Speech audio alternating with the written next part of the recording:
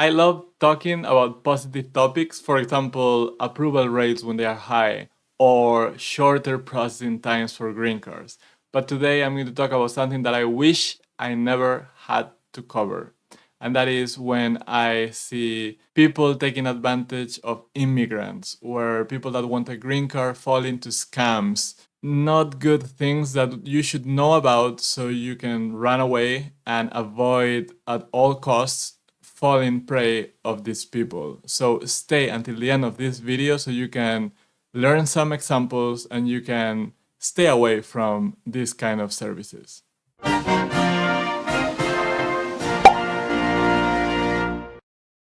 Hi, my name is Oscar and I'm a scientist. I'm not a lawyer, and that's important to be honest about, like we are going to see in this video. In this channel, we talk about green card categories in which you can self-petition, and that means that you don't need to have a job offer, a company is sponsoring you, and you don't even need to hire a lawyer. Okay, so in this video, we're going to talk about scams, abuses.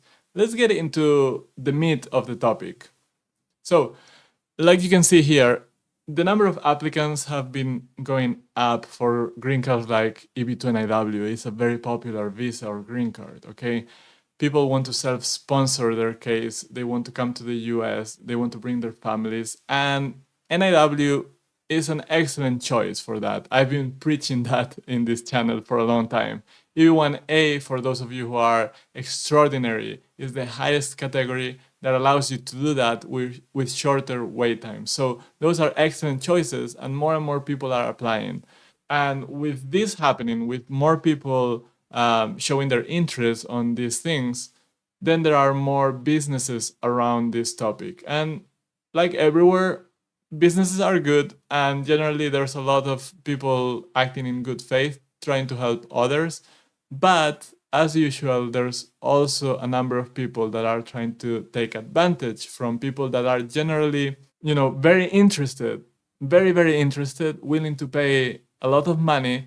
And in some instances, they are desperate. So when there's desperation, when people really want something, then these scammers will show up and then they will make their day, unfortunately. With increased demand, these abuses, these scams are happening. And this video is just to raise awareness. I want you to understand what red flags you should detect so you can prevent falling into these traps, okay?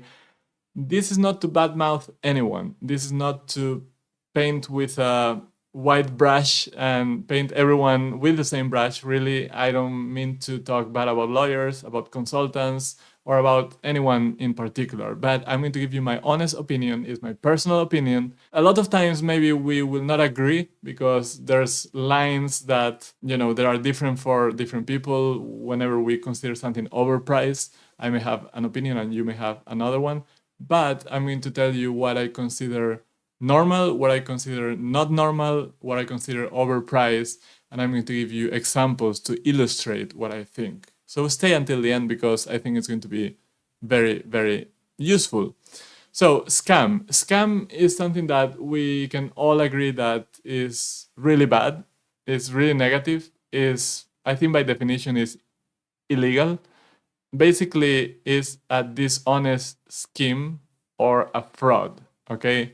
So this is the worst type of example we're going to see. We're going to see them first, and then we're going to move into other kind of gray area situation. I would call an abusive service, an abusive customer company relationship. What is abusive according to the dictionary is something that involves an injustice. In some cases illegality, but here I'm thinking more like, well, when you're charging way too much, when you are posing as an expert but you really don't know what you're talking about, you're misleading people that are less informed than you and kind of desperate, and you're taking advantage. That's what I mean by abusive. So let's start with the worst case, which are outright scams. Okay, this is not really subject to a lot of opinions. This is really bad stuff, okay? This example comes from a Facebook group for self-petitioning EB2 NIW applicants. I'm going to show you a few of them. I'm part of a few of these groups, and I just listen there and I see what people are confused about. So that helps me to create content for you.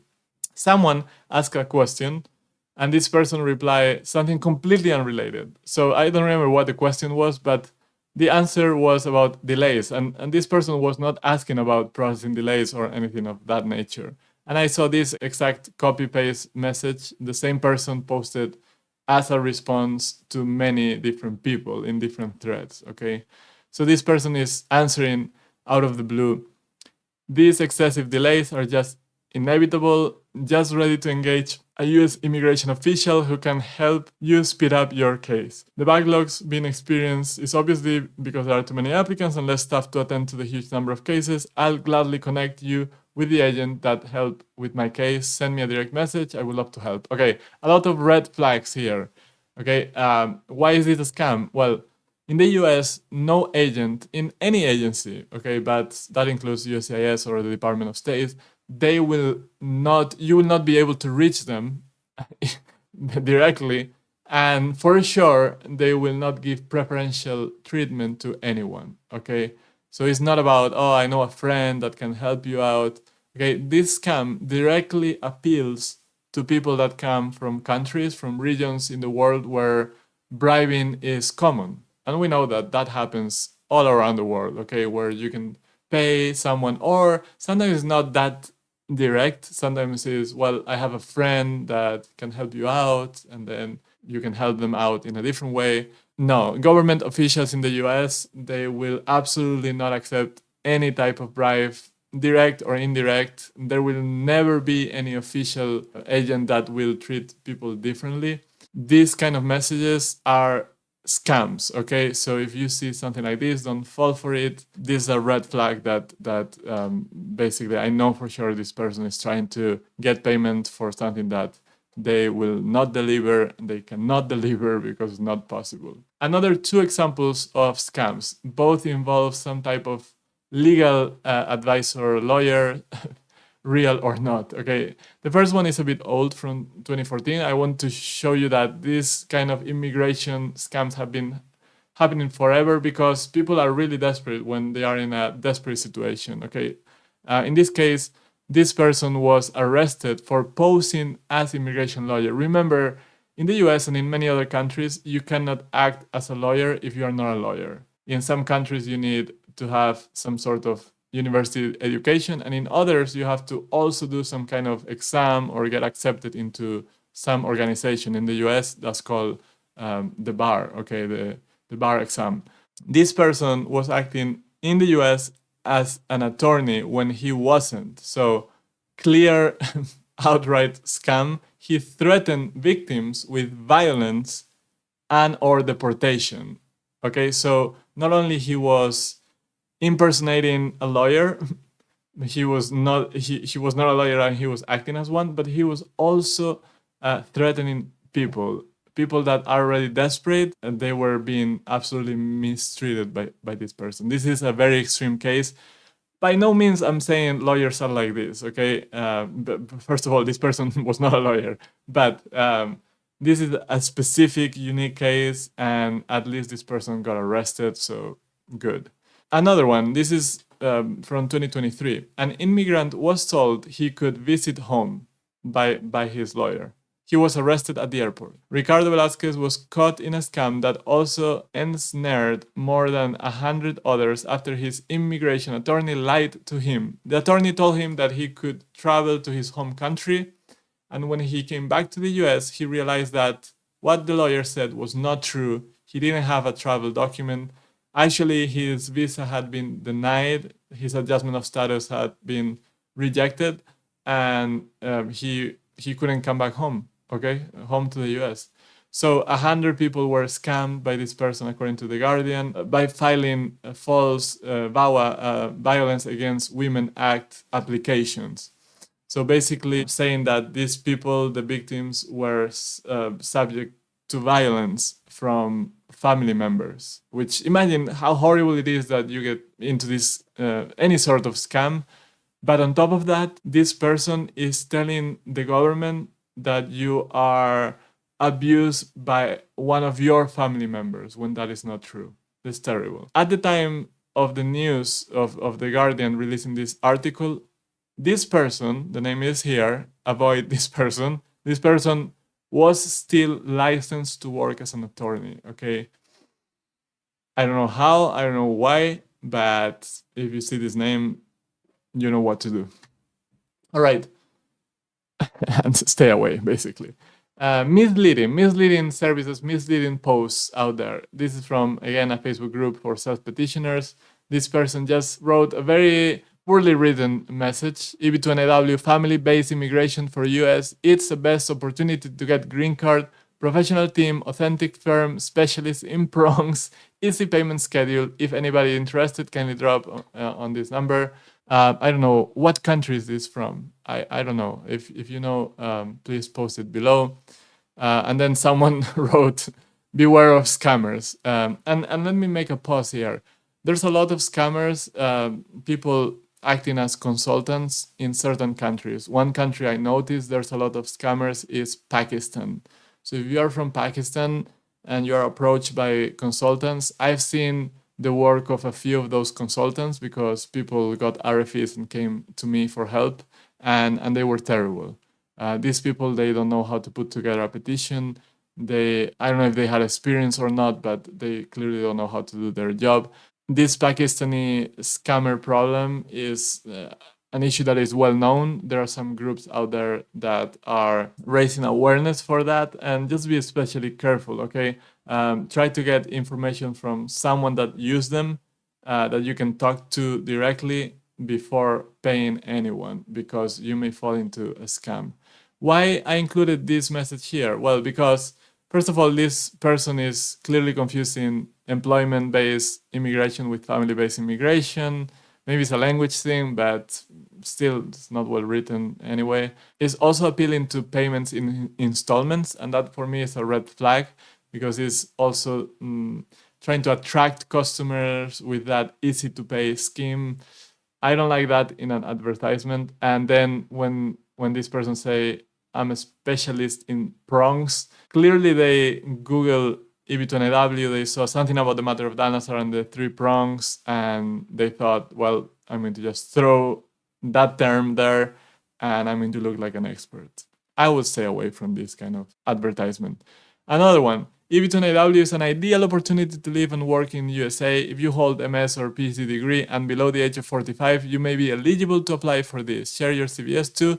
And a number, again, tell me what country is this from? It looks very similar number than the other, the same type of numbering. Why do I include this here? Well, they are announcing a service. They are posing as expert for something when they are putting something completely incorrect. We know that there's no age limit in EB2 NIW or any type of green card for that matter. So if you see someone that is trying to help you, for money, of course, and they are putting something that is incorrect, that is very easy to fact check,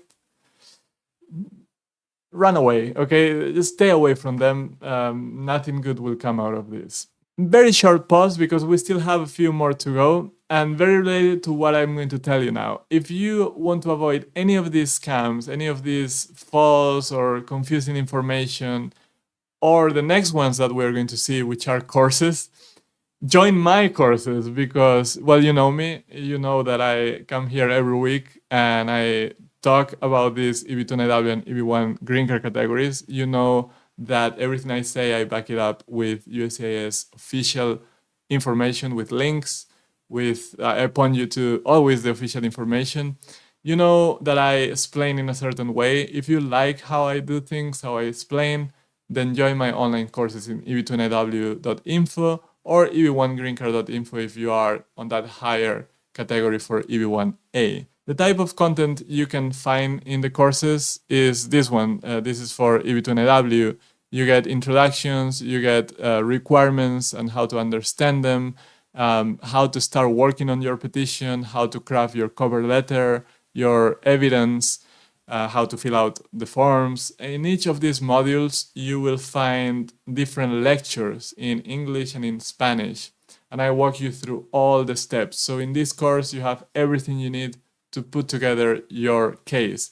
The price has nothing to do with the pricing that we're going to see now in the next examples. It's really priced for everyone all around the world. The price is going to go up towards the end of the year, so take the opportunity if you are thinking about it to join now. And another reason to join is because we are starting live sessions with the course students in November. So I'm going to do regular live sessions where you will be able to do questions. I'm going to bring answers to your questions, probably here in YouTube, but they will be private to the members of this course, okay? Just one more bonus content that I'm giving you to really help you in putting together your case without lawyers, without company, just all by yourself. Let's continue with examples. Now we are going into the territory of overpriced services. And because I was talking about my course, now I'm going to talk about other courses. 2 examples. This course is for EB1A, okay? The cheapest version of this course is $3,000, and that's really the reason why I'm bringing it here. If you're curious about how much I charge, go to my website and check my pricing, and you'll see the difference, okay? In terms of content, I took a look. It looks like it's a decent course, but of course, I don't know what's the quality once you get into, because I'm not going to pay $3,000 to find out. But really, it's an on-demand course like mine. It's not really a live, personalized course. So really no reason why this is so expensive. I bring it because of the price. I think it's abusive that is $3,000, but there's no scam here. As long as they provide the course and is decent quality, if people want to pay for that, I mean, you're welcome to do that. It's just, in my opinion, this is disproportionate. You have some lawyers that, and some good lawyers that you can pay maybe $4,000, $5,000, $6,000, and you get the legal assistance. Okay, here you don't. So it's up to you. What do you think? Do you think this is a normal pricing? I don't know. I wouldn't agree if you say yes, but you are welcome to drop me a comment and let me know. Another one that I saw recently, EB2 NIW online course in Spanish. You have different modules, but you have to pay each module separately. In my course, you pay for the whole thing.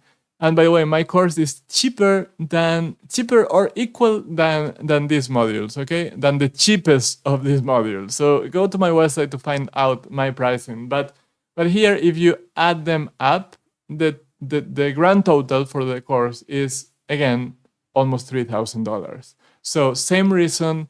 This is super overpriced in my opinion.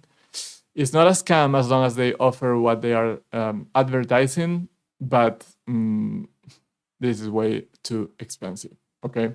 Now, the last portion of this video today, the cost of some lawyers or consultants. Lawyers are lawyers. They have legal education. They are licensed to practice in the US as long as they advertise as US lawyers. Consultants are a different thing. You shouldn't have to pay as much for consultants because they don't have the ability to represent you legally in the US, okay? Plus, they don't have the expertise that lawyers may have. Well, that depends because there's a little bit of everything.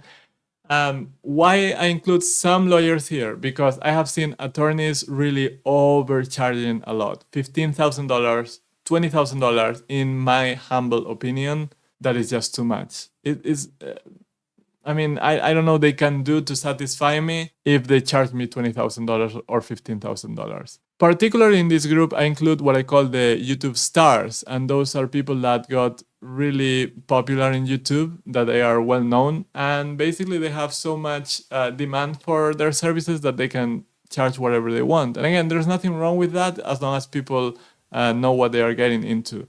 Some of them may be good, some of them may not. And the reality is that even if you hire them, you will probably never see that famous person that you know from YouTube. You will work with a paralegal, you will work with a lawyer, but will not be that famous lawyer that you know. They are running their YouTube channels, and then they are running, probably directing the whole office. So you cannot expect them to run your personal case. All right. So I do include them here because $15,000 is just ridiculous. It makes me even more mad when the price of a lawyer is lower, but they take advantage of the customer by not doing their job correctly. I have seen cases of people that come to me with RFEs They give me their original petition drafted by lawyers, and sometimes they are terrible. Even the structure is not proper.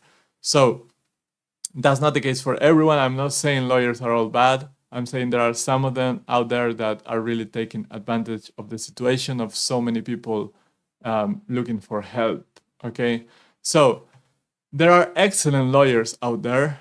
You just need to find them. Okay, if you don't want to do a do-it-yourself petition, do your due diligence. You're going to pay a lot of money. You know that.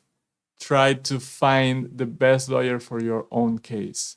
Try to contact other customers so you have first-hand information, so you just don't go there blindly and give someone $15,000 and then you, after hearing a lot of good things from the lawyers or their office, you find out that they were not as good. If you find someone that used them, you will have a better opinion. If you know, if you want to have more of these tips of how to select lawyers, I have a video on that you can watch, and hopefully it will help you to decide if one lawyer fits your needs or you need to go for another one and you make the best decision possible. But if you want to do the case yourself, that's why I'm here. I will help you as a do-it-yourself petitioner. You have resources in these two websites that you can go and access. There's a lot of free content, but if you want the step-by-step guide, get into my courses. You will not regret it. It's the best resource out there. It's definitely way cheaper than anything that we have talked here. So just go and take a look and let me know what you think. As always, I thank you for your time, for being here once more, and I will see you in the next video. In the meantime, subscribe to my channel, share it with others, and good luck in your EB2 NIW or EB1A green card journey.